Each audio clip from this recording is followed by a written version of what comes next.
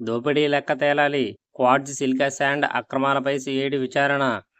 5 ఏళ్ల వివరాలు సేకరిస్తున్న గనుల శాఖ. గతేడాది రికార్డు స్థాయిలో 6.21 లక్షల క్వార్ట్జ్, చైనాకు 8, ఏటా 18-20 లక్షల టన్నుల సిలికా శాండ్ విక్రయాలు. ఇవన్నీ వైకాపా పెద్దల సిండికేట్ల కొనసన్నల్లోనే. శ్రీ సిటీకి కొత్త సొగసులు. నేడు 15 సంస్థలను ప్రారంభించనున్న చంద్రబాబు. విపత్తు గేట్లు మూసేస్తారాయన. తుంగభద్రను కాపాడిన కన్నయ్య నాయుడు. సుమోటాగా అత్యాచారం కేసు స్వీకరించిన సుప్రీంకోర్టు.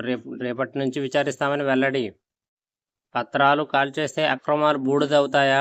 పోలవరం ప్రాజెక్టు నిర్వాసితుల పరిహారంలో లొసుకులెన్నో. అర్హులకు అందాల్సిన సొమ్ము వైకాపా నేత నిర్వాహకంతో పక్కదారి. ధవళేశ్వరంలో దస్త్రాలు కాల్చివేతతో కదలనున్న డొంక. ఒక్క ప్రమాదం తలరాత తారుమారు.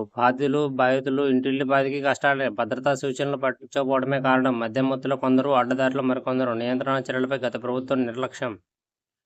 2 ఏళ్లలో మంగళగిరిలో అంతర్జాతీయ క్రికెట్ మ్యాచ్. కేశినేని